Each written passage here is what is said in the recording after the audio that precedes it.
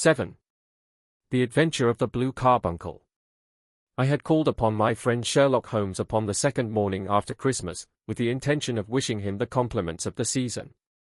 He was lounging upon the sofa in a purple dressing gown, a pipe rack within his reach upon the right, and a pile of crumpled morning papers, evidently newly studied, near at hand. Beside the couch was a wooden chair, and on the angle of the back hung a very seedy and disreputable hard felt hat, much the worse for wear, and cracked in several places. A lens and a forceps lying upon the seat of the chair suggested that the hat had been suspended in this manner for the purpose of examination.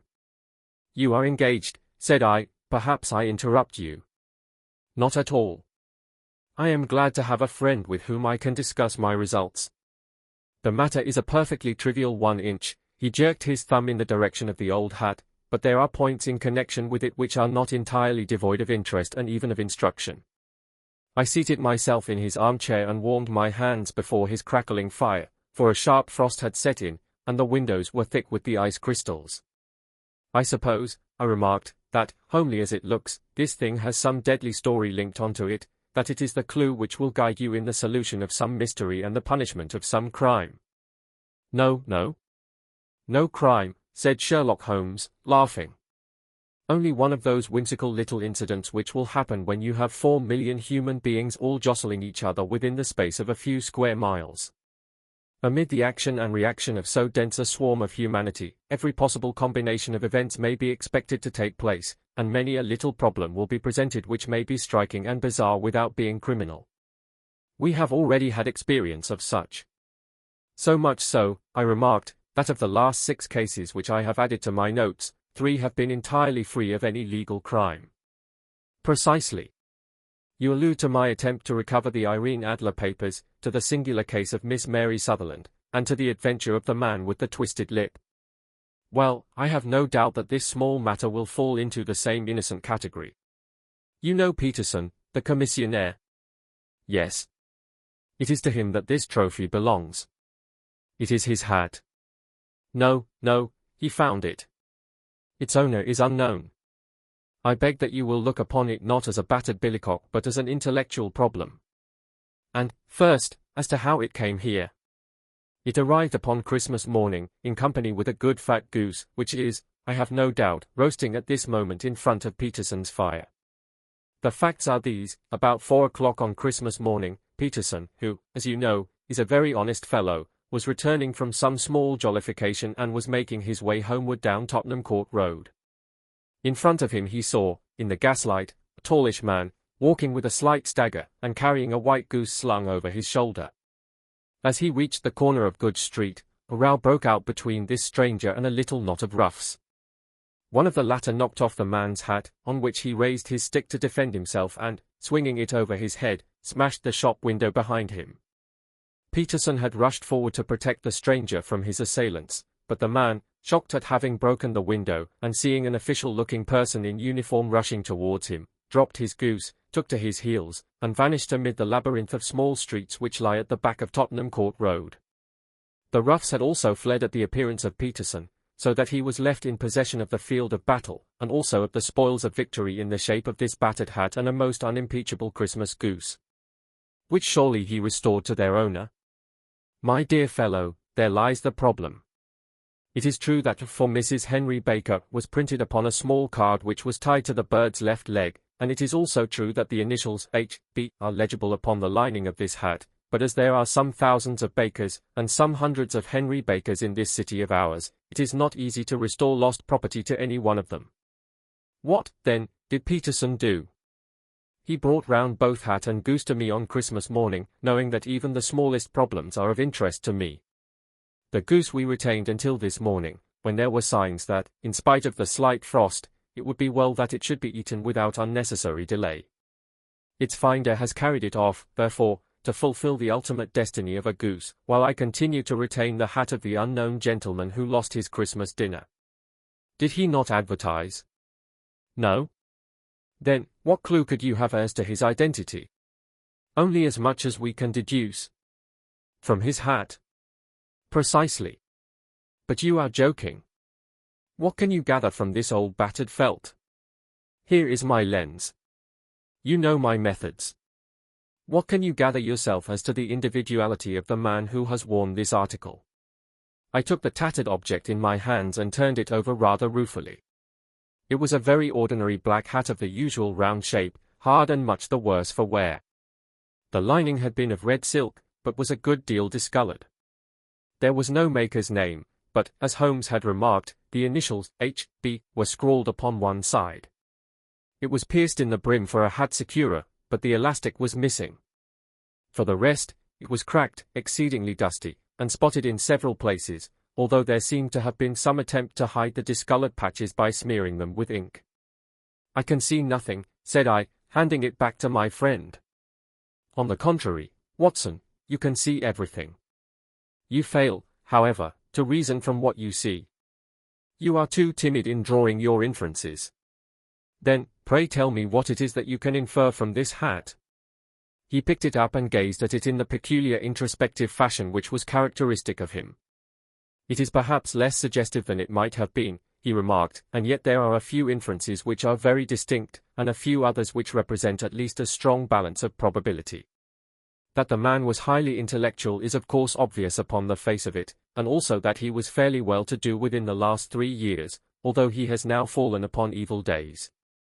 He had foresight, but has less now than formerly, pointing to a moral retrogression, which, when taken with the decline of his fortunes, seems to indicate some evil influence, probably drink, at work upon him. This may account also for the obvious fact that his wife has ceased to love him. My dear Holmes. He has, however, retained some degree of self-respect," he continued, disregarding my remonstrance. "He is a man who leads a sedentary life, goes out little, is out of training entirely, is middle-aged, has grizzled hair which he has had cut within the last few days, and which he anoints with lime cream. These are the more patent facts which are to be deduced from his hat. Also, by the way, that it is extremely improbable that he has gas laid on in his house." "You are certainly joking, Holmes." "Not in the least. Is it possible that even now, when I give you these results, you are unable to see how they are attained? I have no doubt that I am very stupid, but I must confess that I am unable to follow you. For example, how did you deduce that this man was intellectual?" For answer Holmes clapped the hat upon his head. It came right over the forehead and settled upon the bridge of his nose. "It is a question of cubic capacity," said he. "A man with so large a brain must have something in it." "The decline of his fortunes, then?" "This hat is 3 years old. These flat brims curled at the edge came in then. It is a hat of the very best quality. Look at the band of ribbed silk and the excellent lining. If this man could afford to buy so expensive a hat 3 years ago, and has had no hat since, then he has assuredly gone down in the world." "Well, that is clear enough, certainly. But how about the foresight and the moral retrogression?" Sherlock Holmes laughed. "Here is the foresight," said he, putting his finger upon the little disc and loop of the hat securer. "They are never sold upon hats. If this man ordered one, it is a sign of a certain amount of foresight, since he went out of his way to take this precaution against the wind. But since we see that he has broken the elastic and has not troubled to replace it, it is obvious that he has less foresight now than formerly, which is a distinct proof of a weakening nature.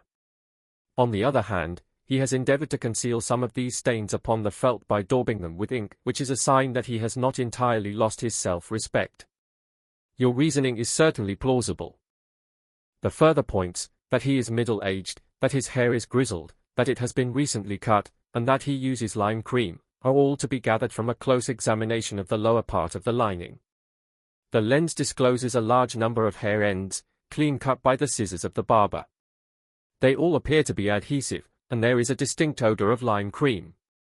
This dust, you will observe, is not the gritty, grey dust of the street but the fluffy brown dust of the house, showing that it has been hung up indoors most of the time, while the marks of moisture upon the inside are proof positive that the wearer perspired very freely, and could therefore hardly be in the best of training. But his wife, you said that she had ceased to love him. This hat has not been brushed for weeks. When I see you, my dear Watson, with a week's accumulation of dust upon your hat, and when your wife allows you to go out in such a state, I shall fear that you also have been unfortunate enough to lose your wife's affection. But he might be a bachelor. Nay, He was bringing home the goose as a peace offering to his wife. Remember the card upon the bird's leg. You have an answer to everything. But how on earth do you deduce that the gas is not laid on in his house? One tallow stain, or even two, might come by chance, but when I see no less than 5, I think that there can be little doubt that the individual must be brought into frequent contact with burning tallow, walks upstairs at night probably with his hat in one hand and a guttering candle in the other. Anyhow, he never got tallow stains from a gas jet. Are you satisfied? Well, it is very ingenious, said I, laughing, but since, as you said just now, there has been no crime committed, and no harm done save the loss of a goose, all this seems to be rather a waste of energy. Sherlock Holmes had opened his mouth to reply, when the door flew open, and Peterson, the commissionaire, rushed into the apartment with flushed cheeks and the face of a man who is dazed with astonishment. The goose, Mr. Holmes.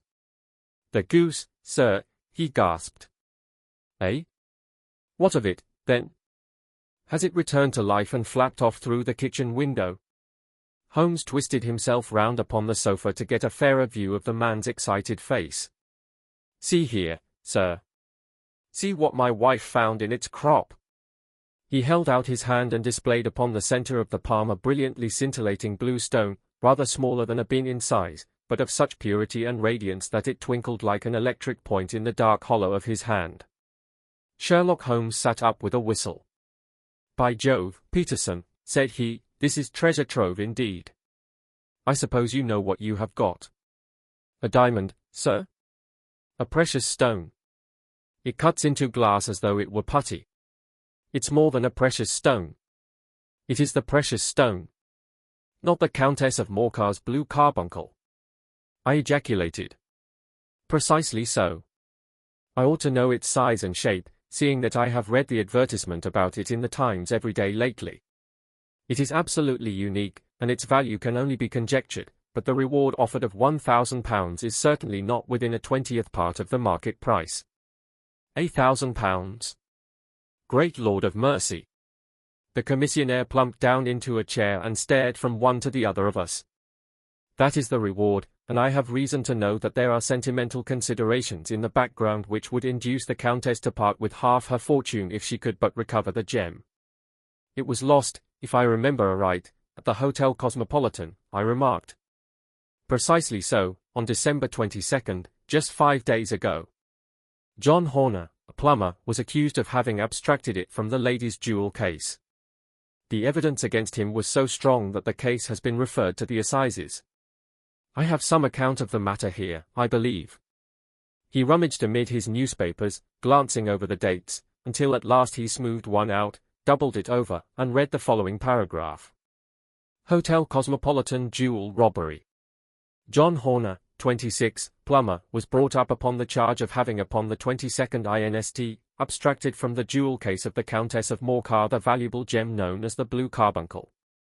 James Ryder, upper attendant at the hotel, gave his evidence to the effect that he had shown Horner up to the dressing room of the Countess of Morcar upon the day of the robbery in order that he might solder the second bar of the grate, which was loose.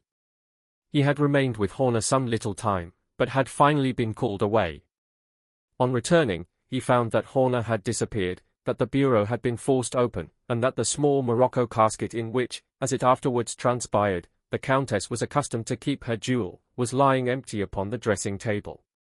Ryder instantly gave the alarm, and Horner was arrested the same evening, but the stone could not be found either upon his person or in his rooms. Catherine Cusack, maid to the Countess, deposed to having heard Ryder's cry of dismay on discovering the robbery, and to having rushed into the room, where she found matters as described by the last witness. Inspector Bradstreet, B Division, gave evidence as to the arrest of Horner, who struggled frantically, and protested his innocence in the strongest terms. Evidence of a previous conviction for robbery having been given against the prisoner, the magistrate refused to deal summarily with the offence, but referred it to the assizes. Horner, who had shown signs of intense emotion during the proceedings, fainted away at the conclusion and was carried out of court. So much for the police court, said Holmes thoughtfully, tossing aside the paper. The question for us now to solve is the sequence of events leading from a rifled jewel case at one end to the crop of a goose in Tottenham Court Road at the other. You see, Watson, our little deductions have suddenly assumed a much more important and less innocent aspect. Here is the stone came from the goose, and the goose came from Mr. Henry Baker, the gentleman with the bad hat and all the other characteristics with which I have bored you. So now we must set ourselves very seriously to finding this gentleman and ascertaining what part he has played in this little mystery. To do this, we must try the simplest means first, and these lie undoubtedly in an advertisement in all the evening papers. If this fail, I shall have recourse to other methods. What will you say? Give me a pencil and that slip of paper. Now, then, found at the corner of Good Street, a goose and a black felt hat. Mr. Henry Baker can have the same by applying at 6:30 this evening at 221 B Baker Street. That is clear and concise. Very. But will he see it? Well, he is sure to keep an eye on the papers, since, to a poor man, the loss was a heavy one.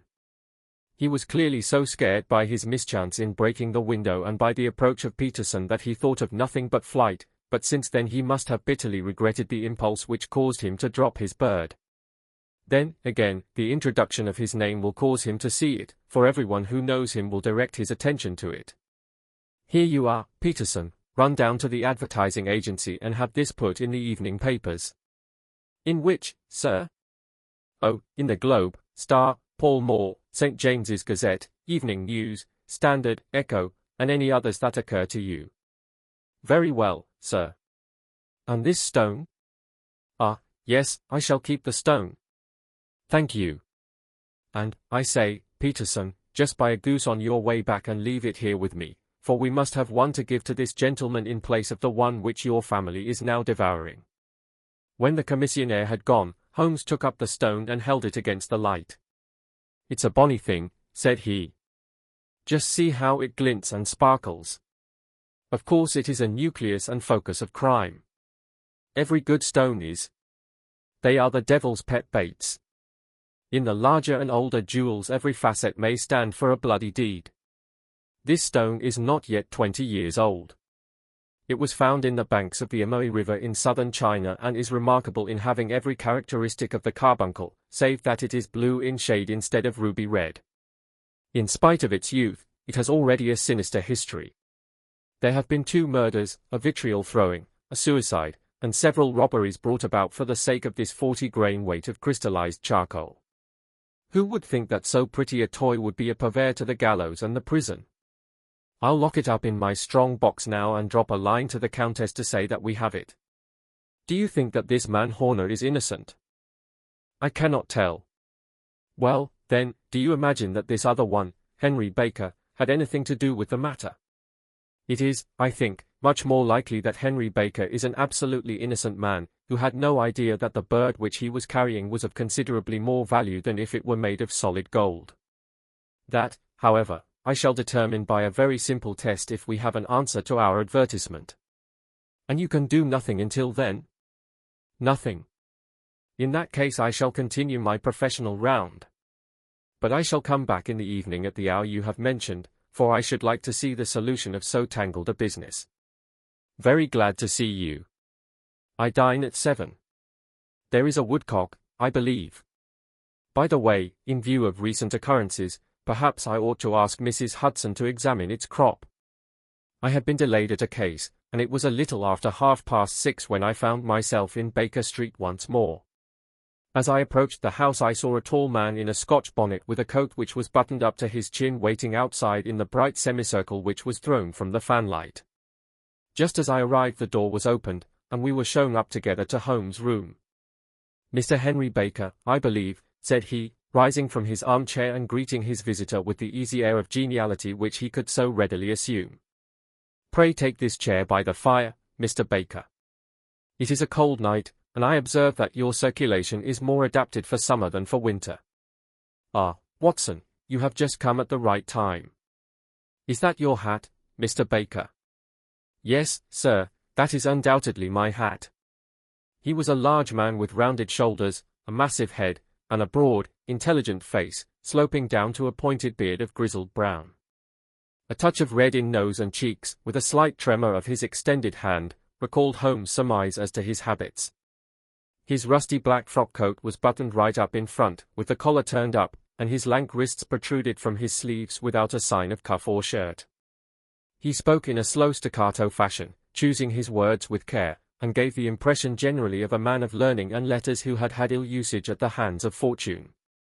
"We have retained these things for some days," said Holmes, "because we expected to see an advertisement from you giving your address.